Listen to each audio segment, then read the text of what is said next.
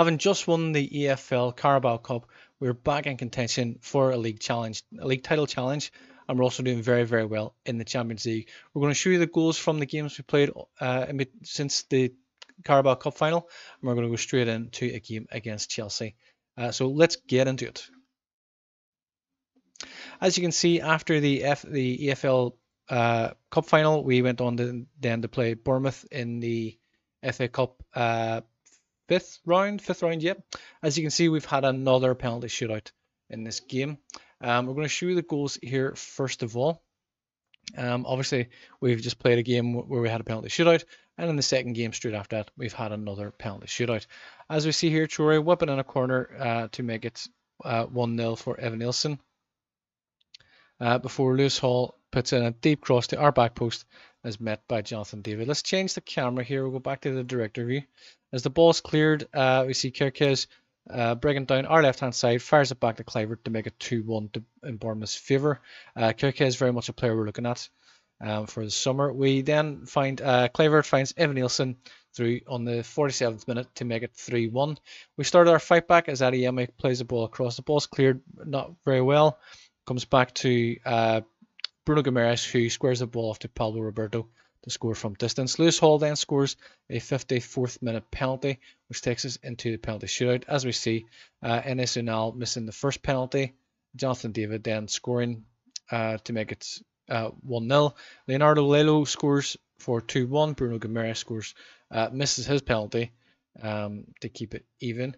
We see Favre scoring before Joe Willock scores. And then David Brooks, he scores before Lewis Miley then also scores in the same corner. Sinestra then scoring for Bournemouth before Rene Bargi tucks his penalty away. Hill then has a go and his effort is saved, and that was the decisive, sorry, it's very hard to keep up there, and that was the decisive penalty that saw us through to the 6th round. We followed that up with a game against Bournemouth again in the league. As we're aware, this time we are at home. As we can see, we've come away there with a very strong 3-1 victory. Of course, obviously, we'll show you the goals. Alexander Isak scoring twice, and Jonathan Tah continuing his good run of goal scoring form. Isak scoring from the penalty as early as the 7th minute. Tonali then whipping in a free kick towards the back post. The keeper's in no man's land, and Jonathan Tah heads home for 2-1. Sandro Tonali then with a very good free kick. The ball is saved by Jose Sa. It bounces around the box a little bit, and it comes to Isak, who heads home from close range. Bournemouth then do get a late consolation goal, so there's a nice ball through to Enes Unal, and a good first-time finish on his left foot. It was nothing more than a consolation. The game was 3-1 at half-time, and it finished that way. We then followed that up with the Champions League round of 16 knockouts. We were drawn against Inter Milan. We are away in the first leg. As you can see, we've brought home a 2-1 advantage. We'll show you the goals from this, of course, just a second once they load up. As we can see here, Barella making a nice break down our left-hand side as it cuts the ball back, and we see Kasper Dolberg is there to head home to make it 1-0 to the home side. Adeyemi then whips in a corner towards the front post. The ball is cleared initially, comes back to Adeyemi, who finds Pablo Roberto, and a lovely first time finish. He just kind of caressed the ball into the far corner to make it 1-1. A little bit of a mix up then at the back as Jan Sommer's per ball to Bastoni is intercepted by Gordon, squares the ball to Jonathan David, who makes it 2-1 in the 77th minute. That gave us a good advantage going into the second leg, and as you'll see, quite possibly the best game of the round. Has seen us drawn 4-4 at home with Inter Milan. The first leg was give us enough of a victory to see us through 6-5 on aggregate. We'll show you the goals here first of all. As we see, the ball is picked up here by Joe Willock in midfield. He finds Anthony Gordon with a nice through ball to Alexander Isak and a tidy finish in the keeper's left-hand side for 1-0. Lewis Hall then makes a break down the left-hand side. As we see, as he cuts back and finds, I think that's Joe Willock, squares the ball across to Adeyemi, who makes it 2-0. Hakan Çalhanoğlu then takes a free kick short to Dumfries, who scores, and Çalhanoğlu then scores from the penalty spot in the 67th minute to make it 2-0. Sandro Tonali then whips in a corner to find Bamba, who makes it 3-2 in our favour.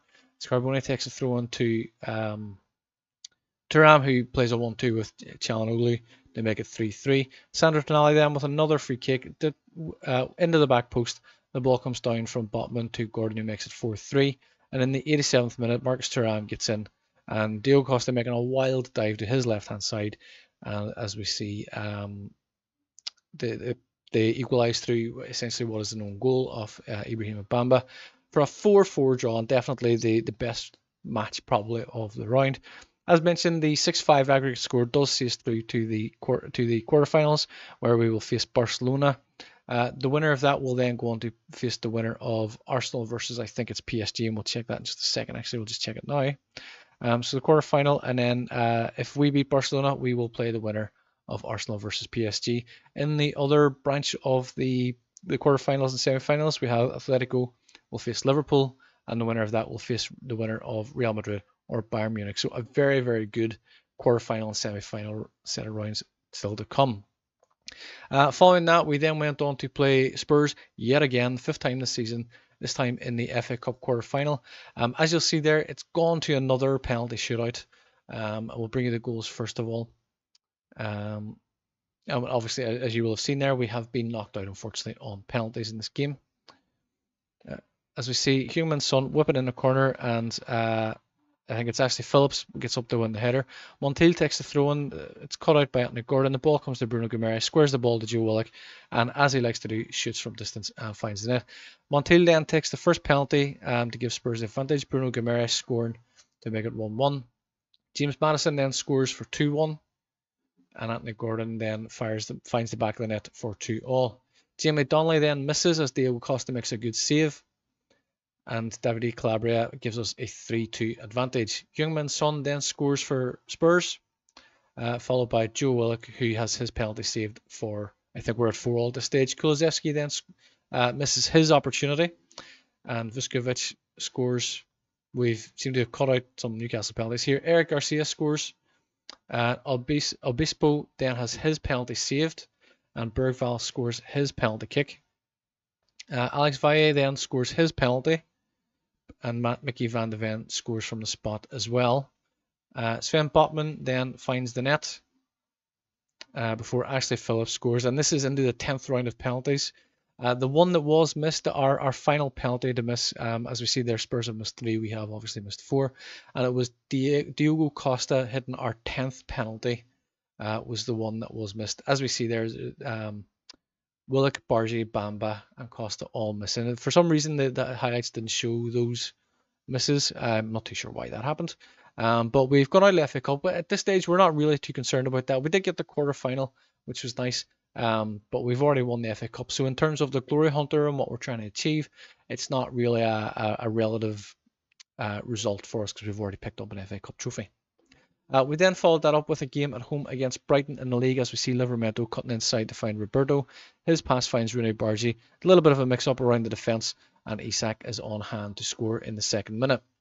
Eric Garcia then cuts the ball back from the right-hand side. Comes to Livramento, back to Rooney Bargi, who finds Gordon cutting in from the left wing to score to make it 2-0 before half-time. Shortly after the kick-off of the second half, we see Samuel Justo and Rooney Bargi combining to make it 3-0. And in the 72nd minute, Anthony Gordon finds Alex Valle, plays a lovely 1-2 on the left-hand side.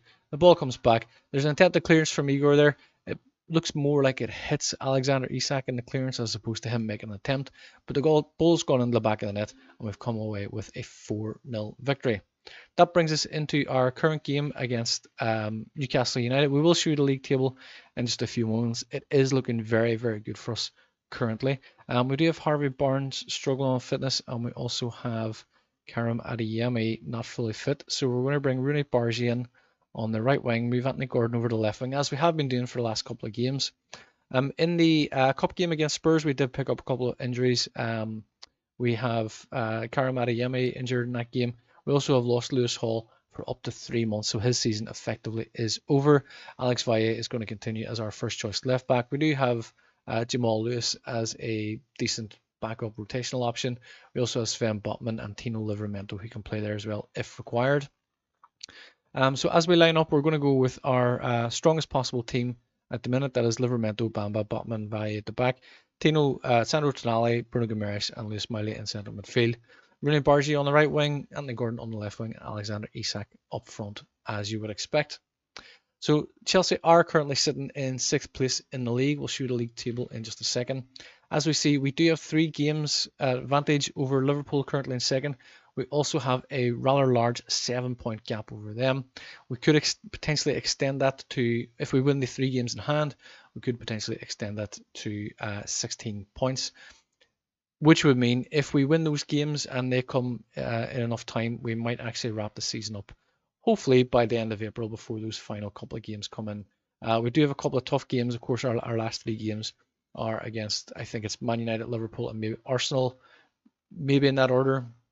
I can't quite remember now, but we might get an opportunity to actually win the league title before those games come around, which will be nice because if we do progress in the Champions League, which we're hoping to do, it might give us an opportunity to rest and rotate some players and keep everybody fit. As we see, 8 minutes into the game, Chilwell finds Fabinho, finds a ball to Caicedo. He's having a go. He's dragged a shot wide, which is good. In the other games, none of the other top 4 are currently featuring. As we see, Spurs. Apologies, Spurs are playing today.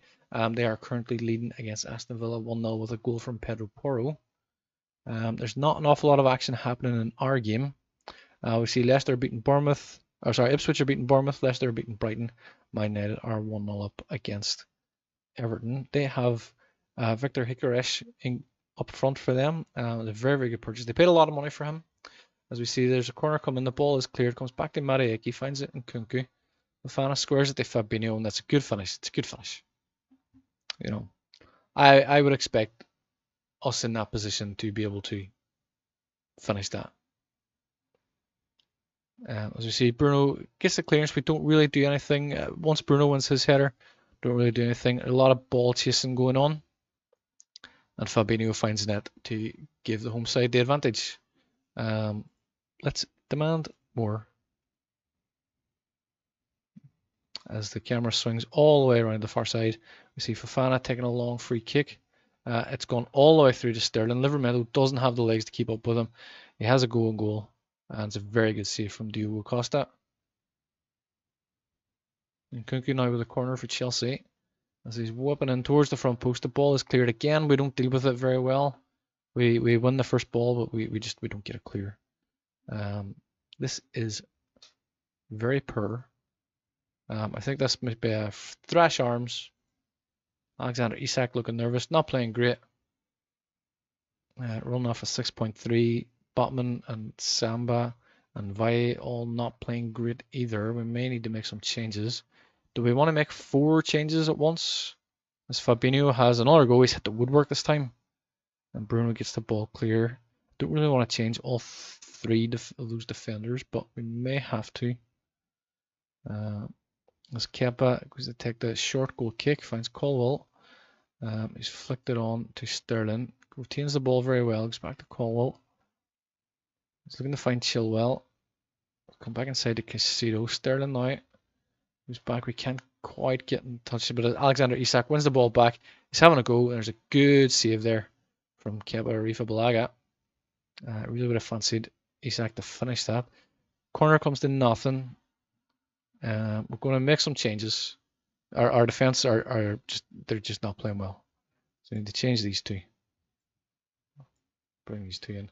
Isak, and you know what? I mean, your fitness is seemingly a constant struggle. With Smiley not playing great, I'm going to make 4 changes.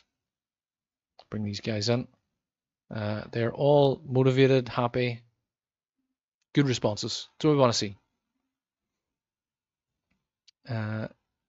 It's not a game we necessarily really need to win. Spurs are hot on our heels, but they are 7 points behind us. Let me berate the team. Do we change it up? Do we go for a bit more of an attacking lineup? We might go with the Chaos Hammer version 2. Let's set that to very attacking. Spurs are 7 points behind us. Of course, we have 1 game in hand over them. We do have 2 games in hand over Liverpool, Man City, and Arsenal, and a bit of a bigger points difference between them. As Nkunku takes the corner, the ball is again, it's not cleared very well. And Nicholas Jackson volleys it home. It's coming. It's actually gone off both posts. He's hit a post. It's gone across the other side, and it's hit the other post. As we see in Nkunku, Bruno clears the ball. Chilwell tucks it down. First time volley. And it's gone off both posts. This is very frustrating, I think it's fair to say. We need to make a change. I'm going to bring in Harvey Barnes. I'm not going to bring in Harvey Barnes. I'm going to bring in Jamal Lewis. We're changing the whole back line because our defenders have all been very poor. Not even changing the whole back line, actually. Tino Livramento is the only one that hasn't been changed. He is playing poorly and is struggling for fitness. We're definitely going to need to rest players after this game. And something that I find that I'm doing quite often now is giving players rests after games. I seem to find that it actually does wonders when they go into next game. As soon as the game's finished, I'll give players a 2-day rest. As Joao Felix comes on for 3-0. This is a disappointing result. Good for Chelsea, I'm sure. But this is very frustrating. As we see in Kunku, it's down the right hand side. It's far too easy for him. He just gets the space, comes back to Joao Felix. It's a good first touch. And I'm not sure if it's taken a touch off somebody there. Or if it's just completely wrong-footed. Diogo Costa. But a very disappointing performance. And I will tell the boys exactly that. As the ball comes forward here to Mudryk, he's on.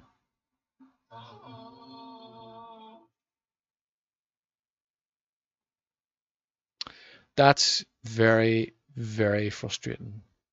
And there's a minute plus stoppage time left to go. It's far too easy for Mudryk. He just gets in one-on-one with the goalkeeper. He's too much space. He's afforded too much space, and we don't do anything to try and get back at that. Livramento now with a throw-in, finds Pablo Roberto. Can we get a cross in? There's a big deep cross in there, and they go into the back post, but his header's over the bar. 4-0 against Chelsea. The last time we lost a game of this kind of magnitude was against Lazio. Thrash arms. Expect to see you all in training tomorrow. Isak disappointed but understands. We maintain our 7-point advantage. Yes, Chelsea are a very good side. Of course, they are sitting 6th in the league currently. I feel like that's a game we should have won, really. But we still do have that advantage. The games we've got coming up, apart from the final 3 games, are all games we should be winning. We have Ipswich, Leicester, Fulham, Burnley, and Aston Villa. We should be winning those games.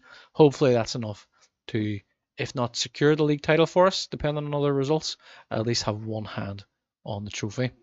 A very, very disappointing result. It's the first league game we have lost since a very long time, since West Ham way back at the beginning of September. So that is disappointing. It's a disappointing way to end this episode, disappointing way to end the month, start the new month. We do have games against Ipswich, Leicester, Fulham, Burnley, Aston Villa to come. As mentioned, we do have the quarterfinals of the Champions League against Barcelona to play as well. Should we get through that, we will face the winner of the Arsenal versus PSG games. And then the final month we have Man United, Liverpool and Arsenal. So we'll wrap it up for this episode. We will see you in the next episode. Until then, thank you very much and take care. Thank you for watching this video. I do hope you've enjoyed it. Please remember to subscribe to the channel. It helps us to grow and helps us to bring you more videos like this. Please also leave a like and share the video as well. And please do leave a comment. We would love to hear your feedback also. That's it for now. You can watch one of these recommended videos, but we will see you in the next one. Until then, thank you and take care.